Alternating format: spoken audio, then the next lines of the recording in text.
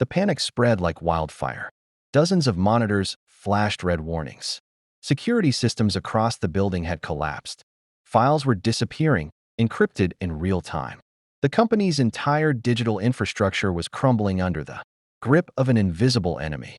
Employees rushed frantically, shouting over each other, desperate to stop the bleeding. "We're locked out. They've taken over everything," a young technician gasped, his trembling fingers dancing helplessly over a frozen keyboard.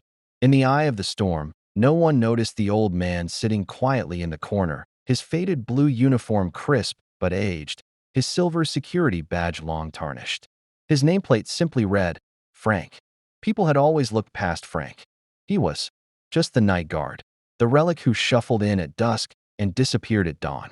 They thought of him as harmless, irrelevant, even in the age of cyber warfare. But tonight, the battle had come to their doorstep, and all their experts had failed.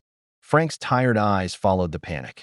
His breathing steady, his wrinkled hands rested calmly on his lap. "Move aside." His voice, low and worn, cut through the noise. The lead technician blinked, confused. "Sir, you don't. This isn't. Please, we don't have time." But Frank was already rising, his steps slow but certain. No hesitation, no doubt. For a moment, the room paused, unsure whether to laugh or protest. He was just the old security guard. What could he possibly know? They didn't know about his other badge. A badge not made of plastic or brass, but of cold iron and silent sacrifice. A badge that had once been pinned to his uniform in a dark government facility, back when the internet was a whisper, and he was the man teaching young agents how to fight wars they couldn't see. Frank had walked away from that life decades ago, quietly folding his knowledge into dusty corners of forgotten file rooms and late-night patrols. He had lost brothers in invisible wars, friends whose names were etched in marble, not headlines. The world had moved on. Technology had changed. But the ghosts he carried never left. As he settled into the chair before the terminal, his fingers moved with the precision of a man who had seen this before, not on screens, but in battlefield command centers where the price of failure was measured in lives, not data. The lead technician hovered, awkward and disbelieving. Do you even know the protocols?" Frank didn't answer. He didn't need to. Lines of code scrolled, flashing commands that twisted through firewalls and buried traps. Frank traced them like an old melody, his eyes scanning for the signature, a pattern only someone who had built the first defensive systems would recognize. The attack wasn't random. It wasn't reckless. It was a ghost script, a technique long buried in classified manuals, a cyber weapon thought obsolete.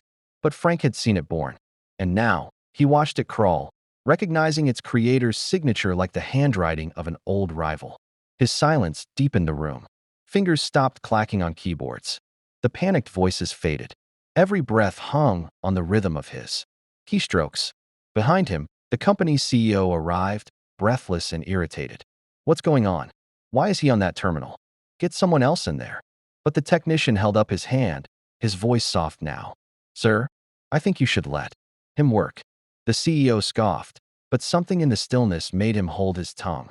"Sometimes," Frank murmured, not looking up, "the best way to win a war is to let them think you've already surrendered." A few more strokes, a quiet pause, and then, without drama, without announcement, the screen stabilized. The system coughed back to life. The breach was gone. Frank leaned back, the weight of silent years pressing into his shoulders. The CEO sputtered, confused. Who are you?" Frank finally met his gaze, his voice like gravel and distant. "Thunder. Just a guard. One who still remembers where the real battles are fought." For a moment, silence held the room like a prayer. Then, one by one, the employees stood, not out of instruction, but instinct. No applause, no cheers, just quiet, reverent standing.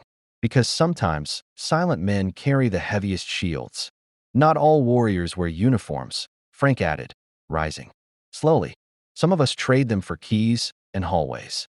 It was a line that would echo beyond the walls of that company, whispered by those who witnessed it, shared across social feeds beneath a single photo. The old security guard walking away. From a blinking terminal, his badge catching the morning sun. Respect those who watch in silence. You never know who kept you safe. There are battles we'll never see and warriors we'll never know. Frank didn't need medals, applause, or a title. His power was in his silence.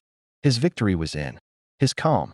If you've ever met someone who seemed invisible but turned out to be extraordinary, share their story in the comments. And let us know where you're watching from. Subscribe for more stories that honor silent heroes like Frank.